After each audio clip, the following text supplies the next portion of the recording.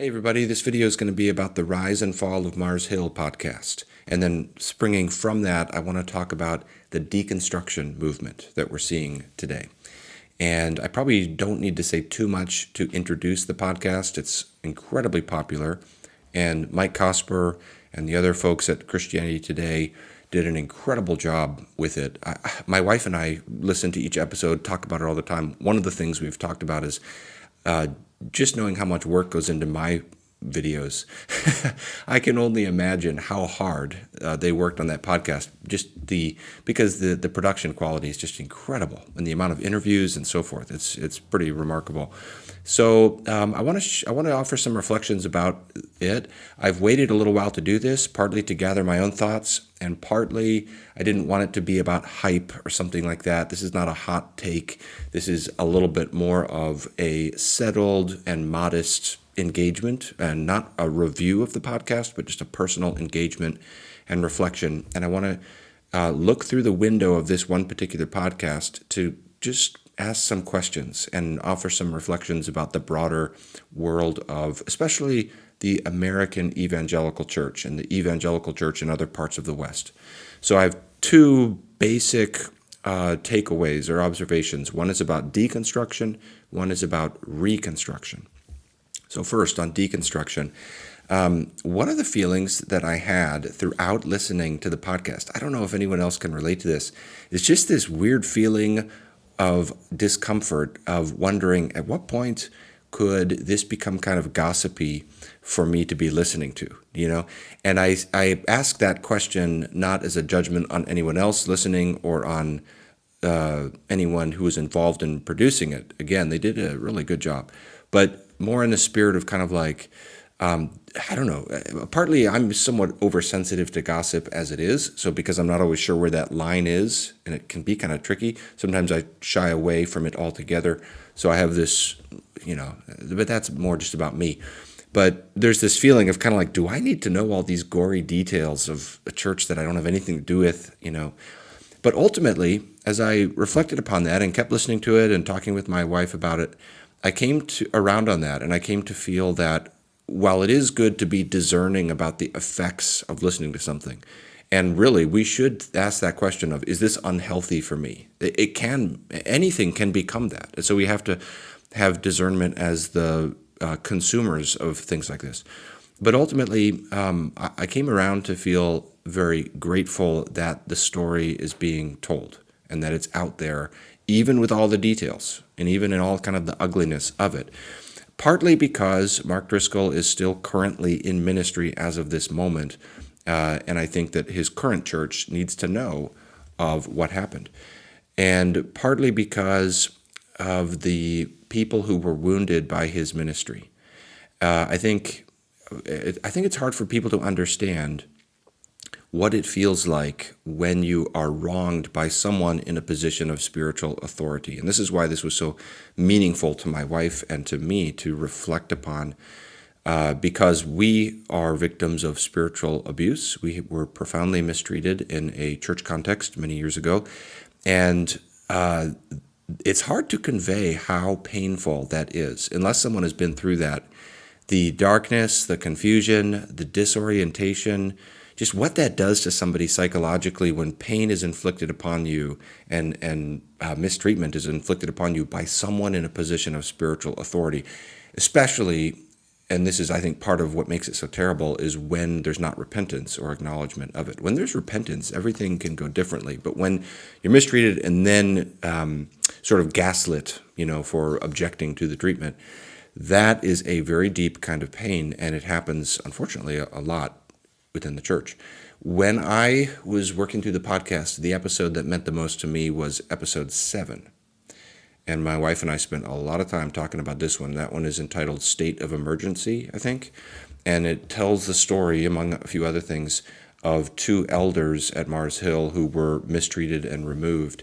And I remember listening to that, and I can't remember if one of those men said this. I didn't go back and listen to it again. I can't remember if he said this or if I just thought this as I listened to him talk. I think it was that. But he was saying something kind of like this, where basically the reason it hurts so bad is because you love the church.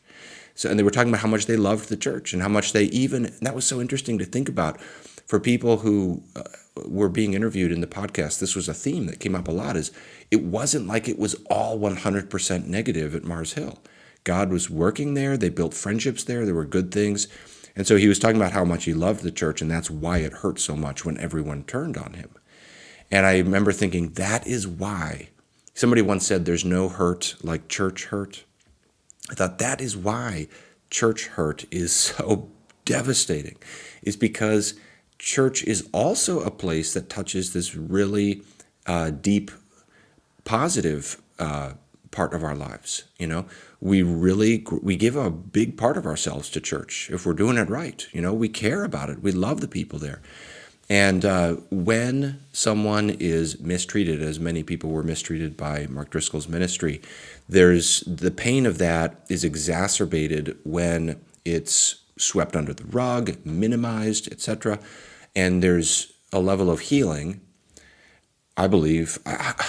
I'm saying all of this from a standpoint of not being an expert. I'm not a psychologist. I don't understand even all the terminology for all of this.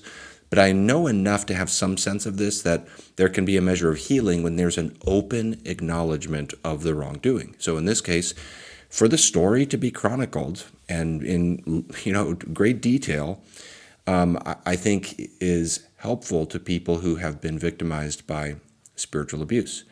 And for some reason, and I don't understand this, but it just seems to me that often in the church, there isn't that open acknowledgement. And there's this sense of we want to minimize things, we want to do damage control, we want to downplay. And even sometimes when people are mistreated in a church and they call it out and they say, this is wrong, and this happens so much. I've often reflected on Cain and Abel, the story of Cain and Abel, where there's the first great sin against another person. Genesis 3 is a sin, but Genesis 4 is a particular kind of sin, a murder, And the way there's the wrongdoing, but then there's the following self-justification, and how that is just so the way of the world.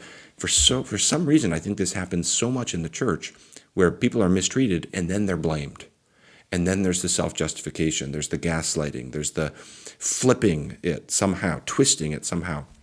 And I think what I would encourage people who haven't been through an experience like that to try to understand is the level of pain that causes.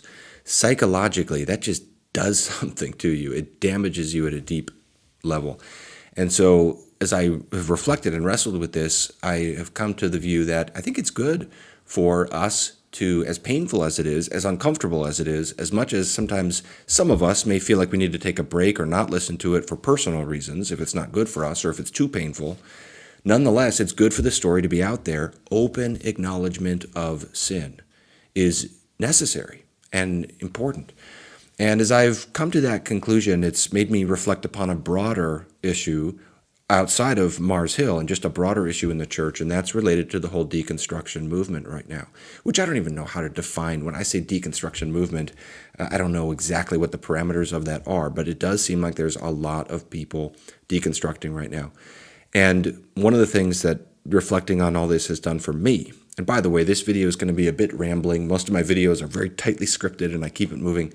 This one's a little more personal, so it's a little bit more, might be roving around to different topics, but a little bit more from my heart on this one.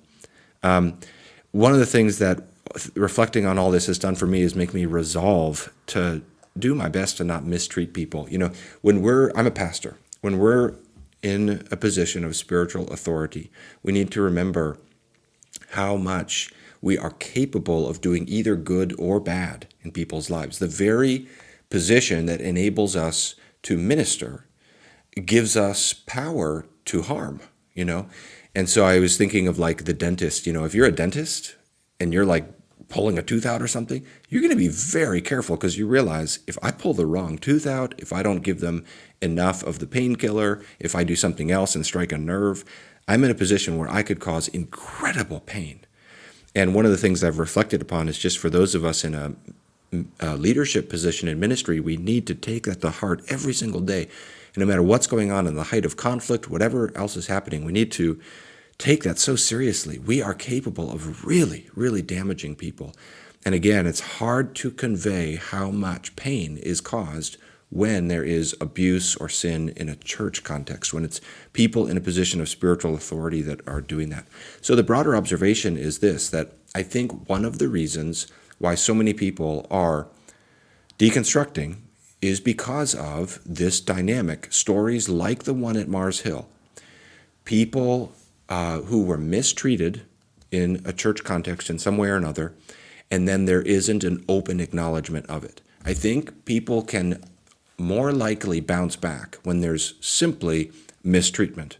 But when there's mistreatment, there's abuse, there's sin, whatever it is, and then there's the long, protracted, agonizing process of self-justification where it's not openly acknowledged. It's minimized in some way, that really damages people at a deep level. And I suspect that that's one of the factors that is causing so many people to deconstruct their faith or some aspect of their faith.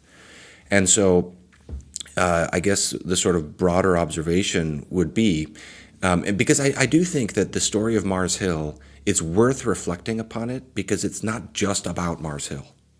It opens up a window into some broader issues in the church today. And I noticed this, I thought Mike Cosper was very insightful in the commentary. And I noticed this throughout. This was sort of a theme, that what's happening at Mars Hill is something none of us can simply look the other way and say, oh, that is irrelevant to my life. On the contrary, what happened there is something that we need to kind of consider. What is the larger culture that we're all a part of? In the introduction to the podcast, there were a couple of quotes that I still remember because you hear the introduction each time, and music comes on. And one of them is a female person saying, why are we not looking at the deep-seated reasons for this? And I don't know who was saying that. I'm sure I could have looked it up. Another was a male person, a man, saying, it might be Chuck DeGroat this time, I'm not sure, saying, we have a culture of church members who would prefer a narcissist leading the church. And I thought those were such interesting comments. Yeah, why aren't we looking at this? And for those of us who are concerned, as I am, and I've put out a video on spiritual deconstruction, I've now written a book on the existence of God and apologetics, and I'm very concerned about people who are leaving the faith altogether. For those of us who are concerned about spiritual deconstruction in the church, I think we need humility to listen to stories like Mars Hill and others and consider why people are deconstructing. Because some people talk and act as though deconstruction is only a bad thing, like the only reason anyone would ever deconstruct is because they have bad motives. And I really, from my vantage point, I don't think that's the case at all. I think a lot of people are deconstructing from a sincere concern about real, I got to use the strongest word I can, evil that they see in the church. And if it's not openly acknowledged, that contributes to this, and deconstruction takes many different forms. But man, I'm just so burdened that we need to be able to openly acknowledge. And this is, I would say, as I look at the evangelical church right now, what I've tried to open myself up to and to consider, not that I feel like I have got all the answers and can see it all, but what I'm starting to ask more pressing questions about is, what are the things that need to be deconstructed? What are the things, just like we look back at church history and we can see the good plants and the weeds all growing together, Well, today, God is building his church, but there are things that are unhealthy and dysfunctional within the church. There's unhealthy things within evangelical church culture, okay, about how we relate to power, about where we tolerate narcissism, about various forms of sinful prejudice, like racism or sexism and so forth. And sometimes we're blind to the weeds. We just see the good plants growing up. We don't see the weeds growing up with them. And it's so tricky to try to disentangle all of that. And part of what is happening with deconstruction that we need to consider is people are reacting against the weeds. They're seeing the real problems, and rightly so. So it seems to me that, and this is my first observation, that we need humility and courage. We need humility to really listen and not assume that we see all the problems that people are reacting against. And we need courage because it's really vulnerable to open up yourself to this possibility that, there may be weeds and good things all growing together in my ministry, in my own life, in my church context, in my broader awareness, and asking that question of kind of like opening yourself up to the Holy Spirit's refining fire of what needs to be purged away, And there's a good aspect to deconstruction. The philosopher Nietzsche used to say, it's not the courage of your convictions, it's the courage to attack your convictions. Now that could be misunderstood, and obviously here I am talking about Nietzsche and deconstruction in a positive sense. But I think there's something to that, this courage to be willing to question yourself and say, why do I believe this? And then I'm even going to go so far as to say I think that a healthy faith will always be deconstructing some things, okay? I don't like the word deconstruction because that word implies a movement from order to disorder, and I don't like that. Maybe we could incorporate a greater range of vocabulary to describe what we're talking about here. Like I like the verb disentangle, and then we have kind of classical theological words like mortify, which means put to death.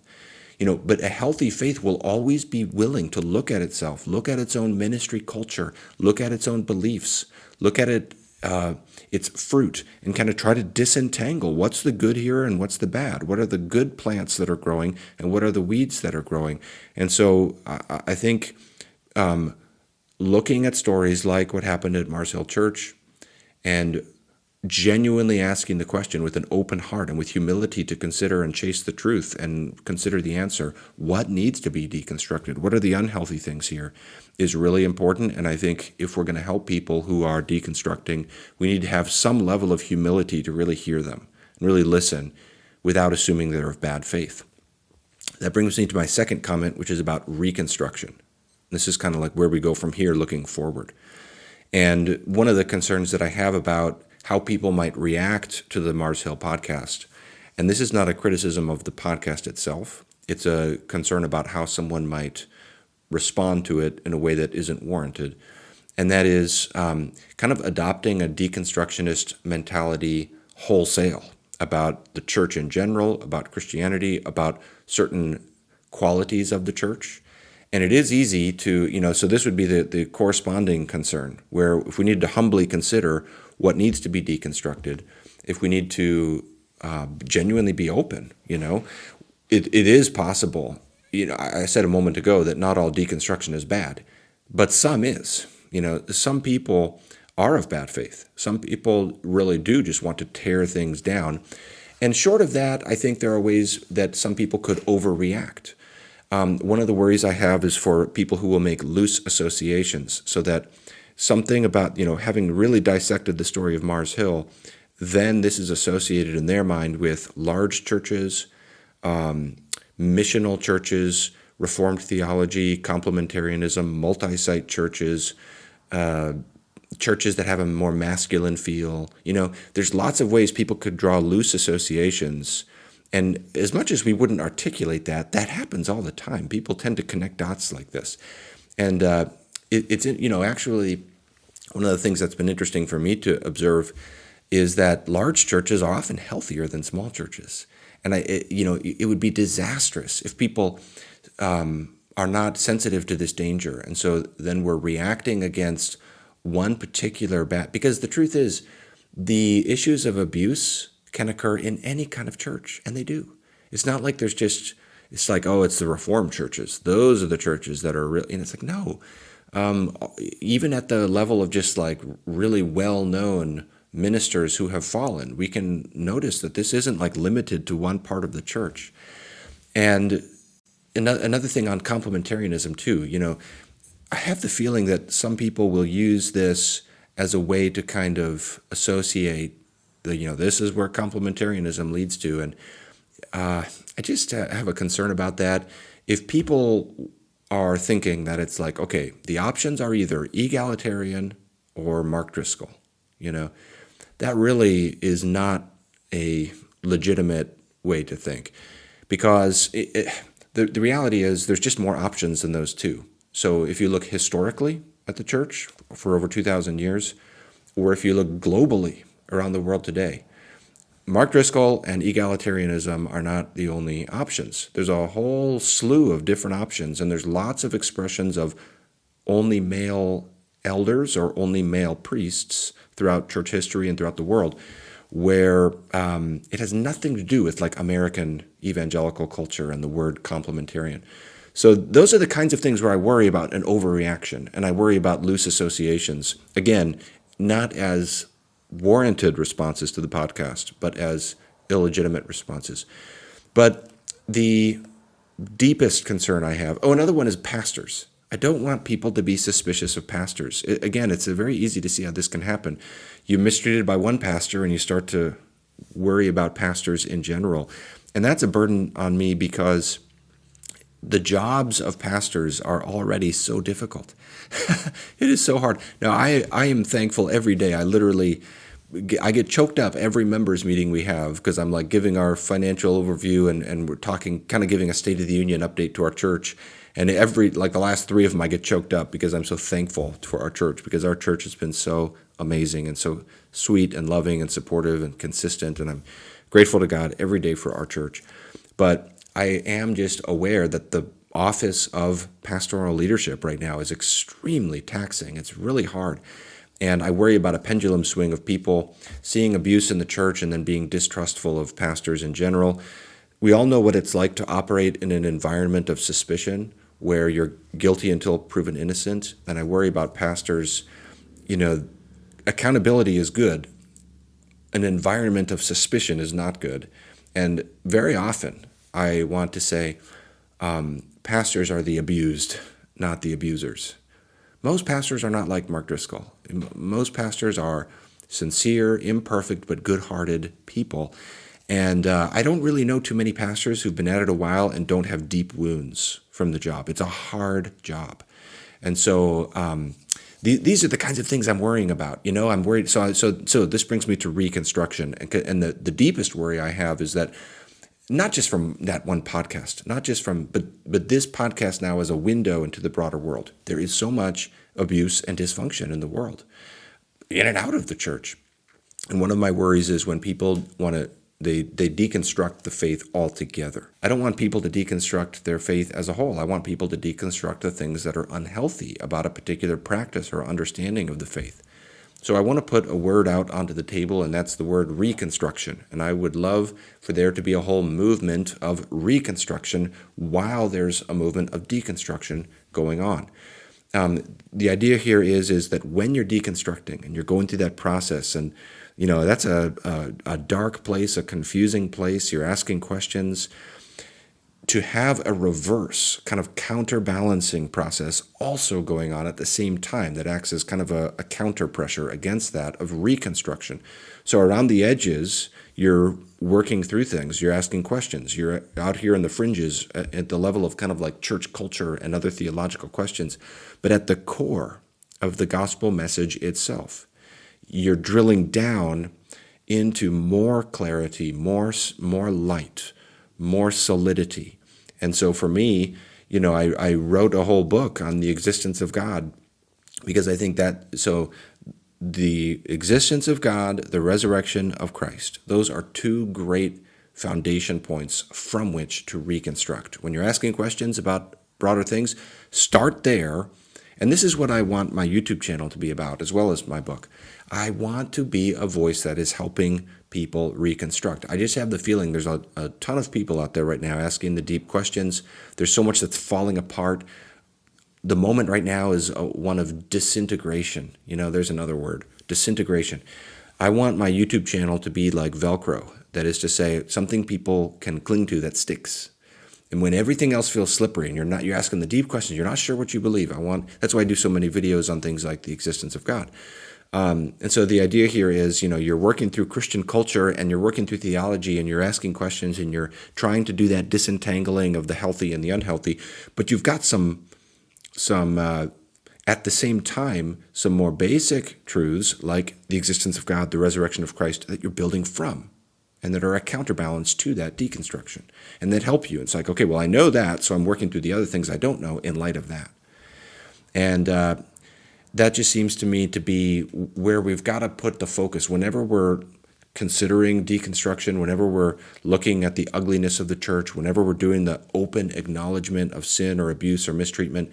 We can't just expose the problems. We've got to try to heal the problems. If all we do is expose the problems and say, wow, look at this terrible thing happening, then that can lead to cynicism, that can lead to despair. I actually think despair is really common right now. We've got to try to fix the problems, which takes humility and hard work, so that, otherwise it's like pulling out a weed and another weed just grows back. So what that means is, and I don't really have all the answers for how to solve all these things. What I'm reflecting upon is I want to be a part of the solution. I want to be part of Reconstruction. I want to be a part of people ultimately deconstructing certain things, but landing on greater confidence in and health in their faith. And let me address this. So let me address this question to conclude. What if someone is asking, well, why should I reconstruct? Why not just deconstruct everything? And I would say two things to answer that. Number one is you should look down the road at what that leads to. That there's no answers in that. If you just abandon your faith altogether, look down the road at what that leads to. Think through the philosophical implications for what that means for hope, for what that means for justice, for what that means for human rights, for what that means for your mental health, for what that means for the nature of good and evil, for what that means for your pursuit of truth and your trust in your own ability to arrive upon truth, your trust in your own ability of your own brain to reason. Think through what that leads to. There's no answers there. That doesn't help anything. That doesn't fix anything. That'd be one thing I'd say. The second thing I'd say is go more deeply into your faith. Consider Jesus. To hear the Baptist preacher, and end it with an altar call of sorts. I mean, here's the thought. I'll probably get emotional when I say this. For those who've been hurt by the church, you have to remember this. The God we worship was himself, in the person of Christ, abused, slandered, mistreated at every level, in every way by everybody. That whole sequence of events from the Garden of Gethsemane and the anxiety there to the abandonment, the crucifixion, what he's suffering for our sins, and then in all of that, amidst the enduring and exhausting the wrath of God, he's mocked, he's scorned. I mean, any negative experience you have in this world, it's like, it pales in comparison to that. And you could think of this as like the climactic suffering, like the archetypal suffering. And if we have a God like that, whatever the church has done to you, you can trust a God like that. You can trust a God who put himself into that position. He's not going to hurt you. And so that's a reason not to deconstruct everything. That's a reason to have that counterbalance of saying, no, I'm going to start with the things I know are good. I'm going to start with the things I know are healthy, and that's Christ and his love. And then from there, we're counterbalancing and we're reconstructing things. So I know that the thoughts that I have shared here are not totally finalized in every detail. You can tell these are generic, broad thoughts, but I offer them out there because I just think a lot of people are asking deep questions, and even some basic thoughts can be maybe useful to reflect upon for some. The last comment is Diane Lamberg has been a tremendous resource to my wife and me in thinking about issues of abuse and creating a healthy culture. So I'm going to put a link to some of her resources in the video description. If you're interested in kind of learning more about how do we create healthy cultures, how do we understand what abuse is, and how do we respond to it, I would commend her work to you. I think it's extremely helpful. Okay, let me know what you think in the comments. I'm really curious about what your thoughts are on both the podcast and also just the broader issue of deconstruction that's happening right now, and hopefully Reconstruction. that will also be happening right now. And that's what I pray for. I pray for revival. I pray for a renewal of the church. I pray for a new wave of the Holy Spirit that draws many people to Christ and the beauty of Christ. So that's my hope, and that's what keeps me going. All right, God bless you. Thanks for watching.